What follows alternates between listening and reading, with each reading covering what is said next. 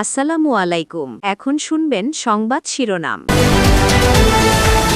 সংবিধান সংস্কার পরিষদ ইস্যুতে আলোচনার জন্য মঙ্গলবার সময় নির্ধারণ করলেন স্পিকার। অধিবেশনের শেষ 2 ঘন্টার সময় বরাদ্দ।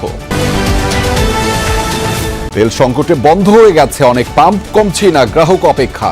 নড়াইলে পাম্প ম্যানেজারকে ট্রাক চাপায় হত্যার অভিযোগ, মজুদ ঠেকাতে অভিযান অব্যাহত। ভূমধ্যসাগরে খাবারের অভাবেই মারা যান অভিবাসন প্রত্যাশীরা।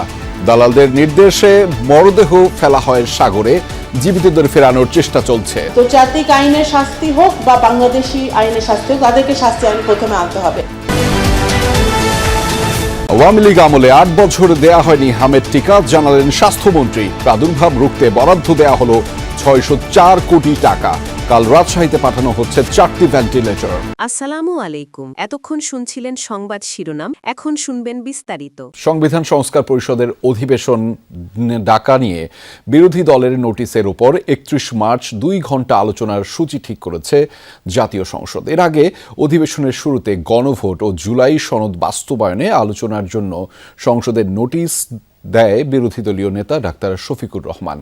তবে এই নোটিশের উপর কখন আলোচনা হবে তা নিয়ে সরকারি দল ও বিরোধী দলের মধ্যে তুমুল বিতর্ক হয়। দুপুর 3টায় জাতীয় সংসদের প্রথম অধিবেশনের মুলতবি সভা শুরু হয়। স্পিকার হাফিজউদ্দিন আহমদের স্ত্রীর মৃত্যুর কারণে এদিন প্রথমবারের মতো সংসদ পরিচালনা করেন ডেপুটি স্পিকার কায়সার কামাল।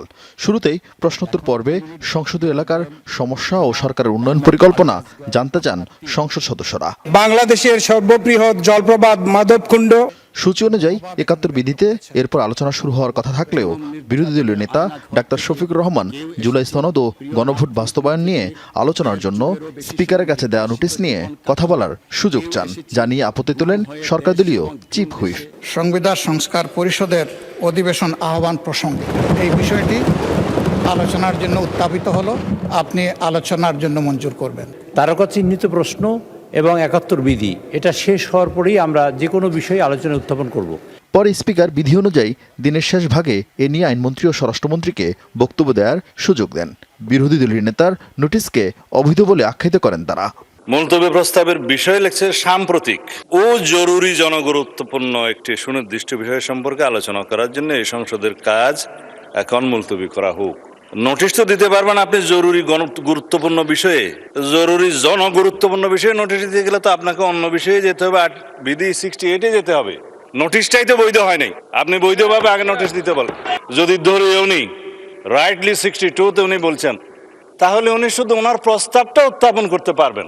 এখানে আপনি জুলাই জাতীয় সনদ উইদিন ব্র্যাকেট সংবিধান সংস্কার আদেশ বাস্তবায়ন আদেশ 2025 13ই নভেম্বর, এইটা পুরাটা পড়ার তো মাননীয় স্পিকার কোনো সুযোগ নাই।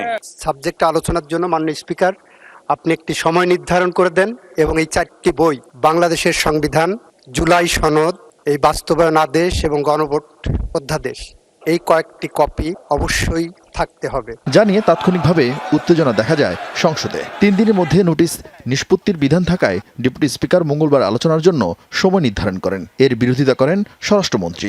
আমাদের 3 দিনের মধ্যে এই বিষয়টাকে নিষ্পত্তি করতে হবে। সেই হিসাবে আগামী 31 মার্চ 2026 তারিখ রোজ মঙ্গলবার দিনের সর্বশেষ বিষয় হিসাবে 2 ঘন্টা কাল বিরোধী দলের নেতার মুলতবি প্রস্তাবটি আলোচনার জন্য সময় নির্ধারণ করছি। পরে আলোচনা যদি নির্ধারণ করতে চান তাহলে আপনাকে নোটিশটা একটু সংশোধন করে নিতে হবে।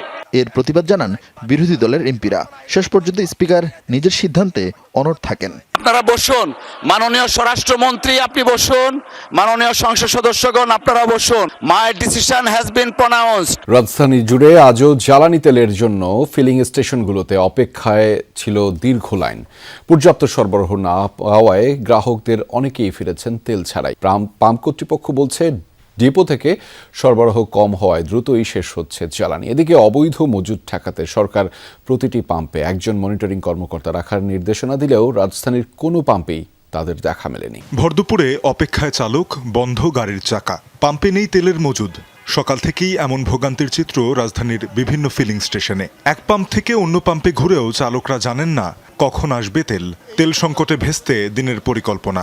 4-5টা পাম্পে আমি গিয়েছি, কোনো পাম্পের তেল নাই। লাস্ট এখন এই খালেক পাম্পে আধা ঘন্টার ঊর্ধ্বে দাঁড়ায় আছে সিরিয়ালে। বললে 11টায় আসবে, পরে বললে 2টায় আসবে, এখন বলতেছে 5টায় আসবে। পাম্পে লাঞ্চ করবো আমরা চিন্তা করছি, এখান থেকে সরার কোনো লাঞ্চ, কারণ অন্য পাম্পে গেছি আর পাই নাই, আমরা ফার্স্টে এখান থেকে আমরা লাঞ্চ, এখানে তেল বালি এখানে, নালে এখানে থাকতে হবে, এখান থেকে তেল সব সরকার দেন, গাড়িতে তেল নাই। সরকার পর্যাপ্ত সরবরাহ ও অবৈধ মজুদের কথা বললেও পাম্প কর্তৃপক্ষ বলছে ভিন্ন কথা। তাদের দাবি, ডিপো থেকে চাহিদা মতো তেল পাচ্ছেন না তারা, যার প্রভাব পড়ছে গ্রাহক পর্যায়ে। যদি চাহিদা হয় 30,000, আমি যদি পাই 9,000, তাহলে আমি তো আমার যে কাস্টমার যারা আছে তাদেরকে তো সন্তুষ্ট করতে পারি না। যে সকল পাম্পে তেল মিলছে সেখানেও তদারকির অভাব। অভিযোগ, অনেক চালকই প্রয়োজনের অতিরিক্ত তেল নিয়ে বাড়াচ্ছে ব্যক্তিগত মজুদ। সমুদ্রপথে ইউরোপ যাওয়ার পথে খাবারের অভাবে অনেকে মারা গেছেন বলে জানিয়েছেন পররাষ্ট্র প্রতিমন্ত্রী শামা ওবায়েদ। এসব অমানবিক ঘটনার সাথে বাংলাদেশ ও লিবিয়ার একটি চক্র জড়িত বলেও ধারণা সরকারের। শামা ওবায়েদ জানিয়েছেন, জীবিতদের সুস্থ করে দেশে ফিরিয়ে আনার চেষ্টা চলছে। এজন্য লিবিয়া ও গ্রিসের বাংলাদেশ মিশন কাজ করছে বলেও জানিয়েছেন তিনি। এদিকে শনিবার রাতে ভূমধ্যসাগরের জাহাজডুবিতে নিহত 22 জনের 20 জনই বাংলাদেশি। আবারও ভূমধ্যসাগরে জাহাজডুবি, এবারও সেই জাহাজের যাত্রীদের বড় অংশই বাংলাদেশি। লিবিয়া থেকে ইউরোপে প্রবেশের আশায় দালালের খপ্পরে পড়ে সেই জাহাজে চেপেছিলেন তারা। এর মধ্যে ছিলেন নারী ও শিশুও। প্রায় 6 দিন পানিতে ভেসে থাকা সেই জাহাজে শেষ হয়ে গিয়েছিল খাবারও। পানি আর খাওয়ার অভাবেও মারা গেছেন কেউ কেউ।